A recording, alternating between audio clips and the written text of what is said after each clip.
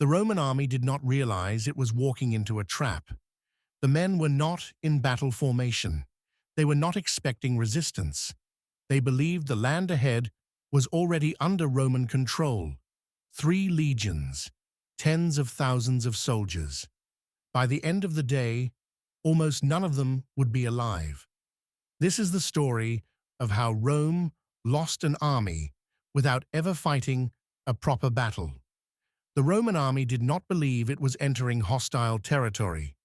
The land ahead was considered pacified. Roads had already been cut through forests. Roman law was being enforced. Taxes were being collected. To Rome, this was no longer a frontier. It was an unfinished province that simply needed order.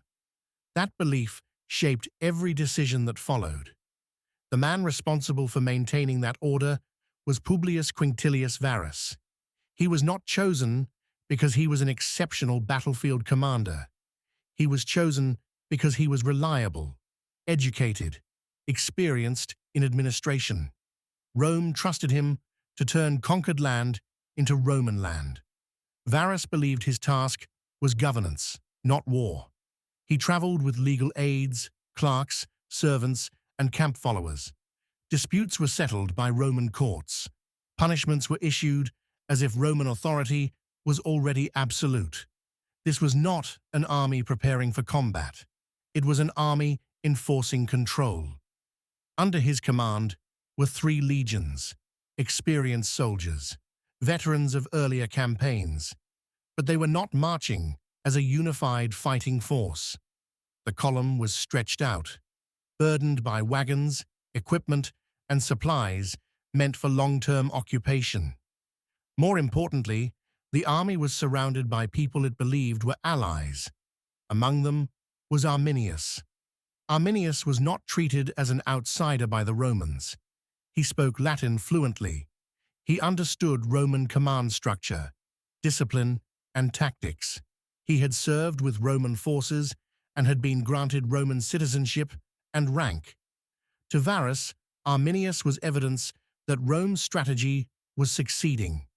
Germania could be integrated. What Varus did not understand was that Arminius had not joined Rome out of loyalty. He had joined to observe. Arminius knew how Roman armies moved when they expected battle, and how they moved when they did not.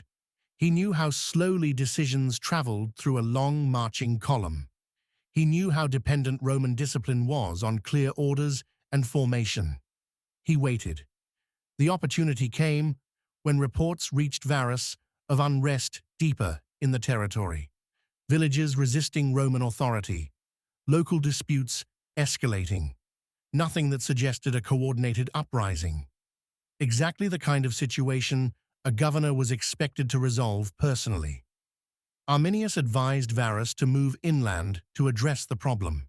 He spoke calmly, confidently.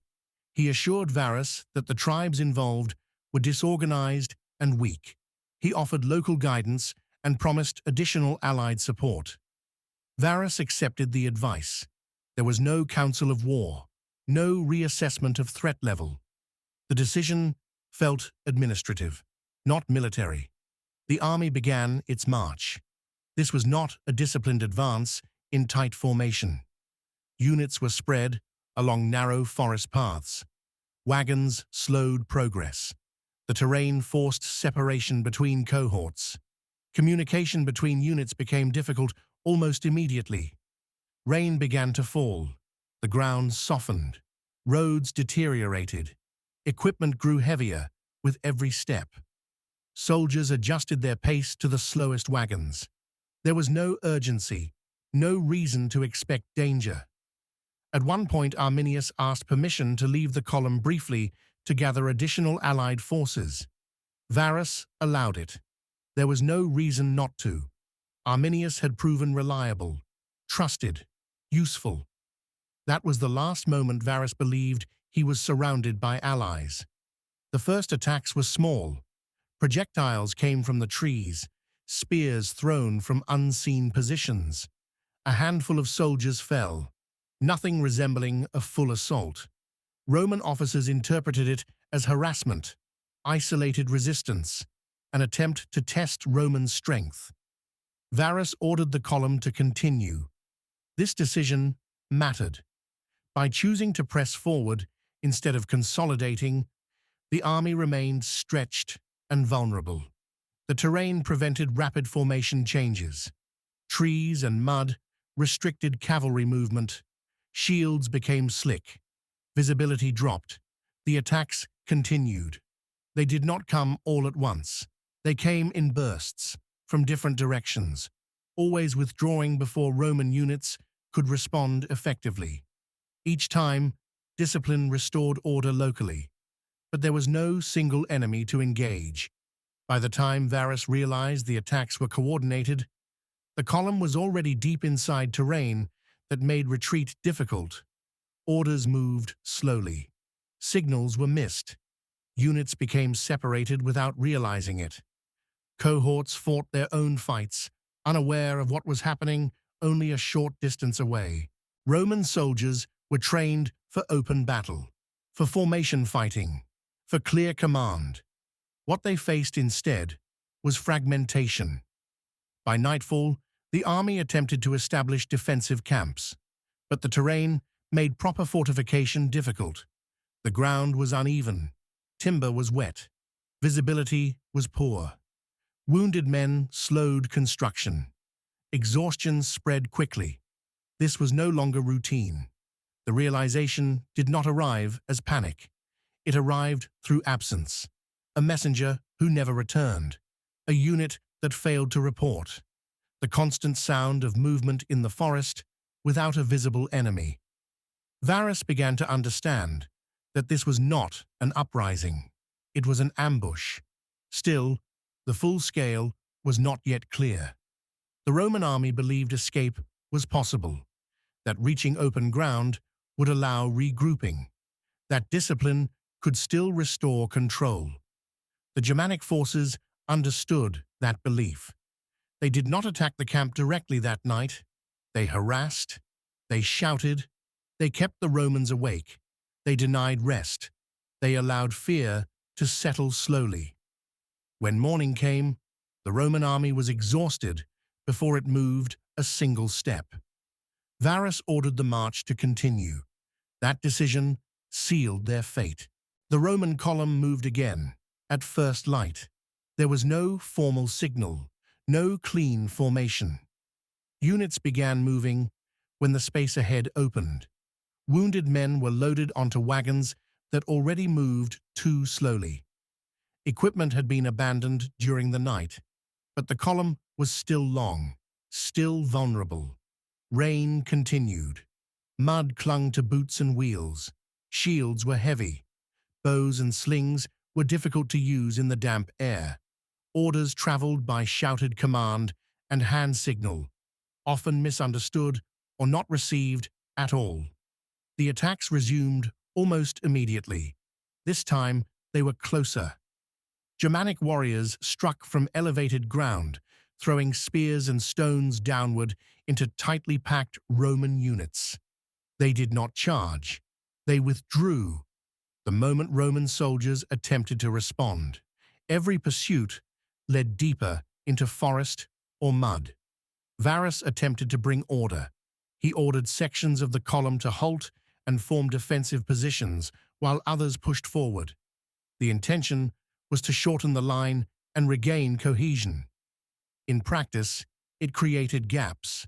Units that stopped became isolated. Units that advanced lost contact with those behind them. Communication failed. Some cohorts believed others were retreating. Others believed they were advancing under orders. No one had a clear picture of the situation. Roman discipline depended on clarity. That clarity was gone. The realization began to spread. This was not harassment. This was not a local disturbance. The enemy was everywhere and nowhere visible. Roman soldiers began to understand that they were not facing scattered resistance. They were surrounded by a force that chose when and where to strike, a force that did not need to win quickly, a force that could afford patience. The terrain made every Roman advantage meaningless. Heavy infantry could not maneuver. Cavalry could not charge. Formations collapsed as soon as they were formed. Officers struggled to maintain control as men fought individually instead of as units. At one point, a Roman detachment attempted to push uphill to clear a ridge that had been launching repeated attacks. The ascent was slow. Shields were raised overhead against falling projectiles. Before the Romans reached the top, the attackers withdrew. When the Romans crested the ridge, they found nothing. Moments later, attacks resumed from a different direction. The psychological effect was immediate. Roman soldiers were trained to face enemies, to see them, to break them. Here, there was nothing to confront, only sudden violence followed by silence. As casualties mounted, discipline weakened. Some units broke formation to pursue attackers on their own. Others froze, waiting for orders that never came. The columns slowed further. The dead and wounded accumulated along the route. Varus attempted to rally his officers. He ordered standards to remain visible. He moved among the troops when possible. He tried to project control, but movement itself had become dangerous. Officers were targeted deliberately. Anyone giving orders drew attention. By midday, the column was no longer a column. It was a series of disconnected groups fighting independently. Germanic attacks grew bolder. They closed distance more often. They struck from behind fallen trees, earthen embankments, and narrow choke points where Roman shields could not align properly. They targeted pack animals, collapsing wagons, and blocking paths. Every obstruction forced the Romans to stop. Every stop invited another attack. At some point, Varus realized retreat was no longer possible. The terrain behind them was as dangerous as what lay ahead. Turning the army around would expose its weakest elements and take time they did not have. Forward was the only direction left. Late in the day, the Romans attempted once more to establish a defensive camp. This time, the effort failed almost immediately. The ground could not be secured. Attacks came before fortifications were completed. Germanic forces pressed closer, testing Roman lines continuously. There was no break, no space to regroup. The Roman army was fighting without rest. As darkness approached, exhaustion replaced fear. Men no longer reacted quickly. Shields dropped, formations loosened. Discipline became effort rather than instinct. That night was worse than the first. There was no organized camp, only scattered positions. Fires were minimal, both to avoid detection and because fuel was scarce. Wounded men cried out. Supplies were lost or inaccessible. Germanic forces moved freely in the darkness. They shouted. They mocked. They let Roman soldiers know they were being watched. Every sound in the forest became a threat. By morning, many Roman soldiers had not slept at all. Varus gathered what officers he could. The situation was clear now. The army could not escape intact. There would be no relief, no reinforcements, no open ground waiting ahead. This was not a campaign anymore. It was survival. Varus made his final decisions based on that reality. He ordered remaining units to push forward as best they could. He hoped to reach terrain that might allow some form of defense or breakout. It was no longer about holding Germania. It was about saving what could still be saved. The Germanic forces understood this as well. They tightened their grip. They allowed the Romans to move just far enough to remain disorganized. They attacked relentlessly, never committing fully, never allowing recovery. By midday of the second day, Roman resistance began to collapse entirely. Some units fought to the last man. Others disintegrated under pressure. Standards fell. Command structure vanished. The army was no longer an army. It was a mass of individuals trying to stay alive. Varus was wounded, surrounded by chaos, with no control left to exert, and no victory possible. He made a final decision. He fell on his sword.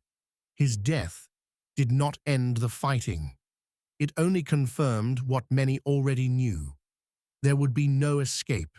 After Varus's death, there was no command left to inherit. Some officers attempted to take control. Others were already dead or separated from their units.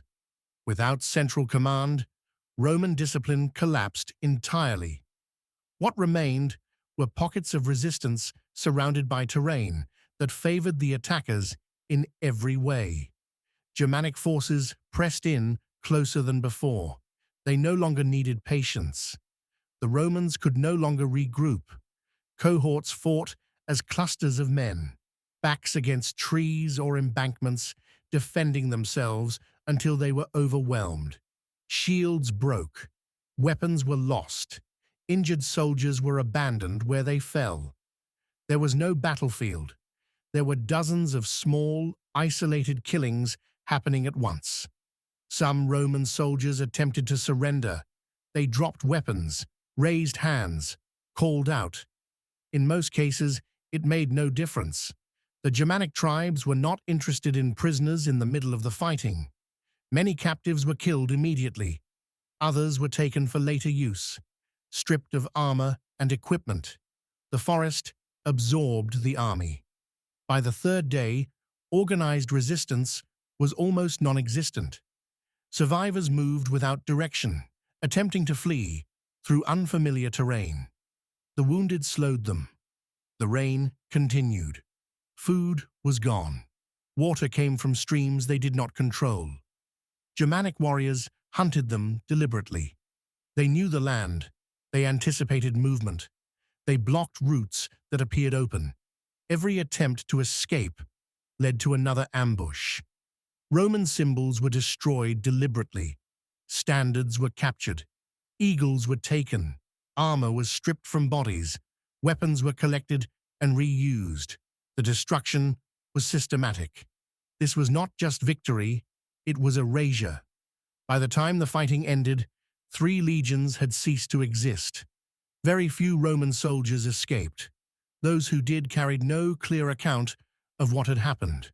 Only fragments, confusion, horror. The battlefield itself was left untouched for years. Bodies lay where they fell. Equipment rusted into the ground. Bones were scattered across paths and clearings. The forest reclaimed everything. When Roman forces eventually returned to the region years later, they found the remains. Skulls were nailed to trees. Altars had been built from Roman weapons, evidence that the victory had been remembered, displayed, and ritualized. The psychological impact on Rome was immediate and severe. When the news reached Rome, it was not believed at first. Reports contradicted each other. Messengers brought incomplete information. An entire army disappearing inside territory Rome believed was secure was almost impossible to accept. When the reality became undeniable, panic followed. 3 legions had been annihilated. Their numbers were never reused. Their names were removed from Roman military records. The loss was treated as something beyond defeat. It was trauma. The Emperor Augustus is said to have reacted with visible distress. He demanded to know where his legions were. He refused to accept the loss as final for months. Rome responded not with immediate revenge, but with caution. Germania was no longer viewed as a province in waiting. It became a boundary. Expansion stopped. The Rhine became a defensive line rather than a stepping stone.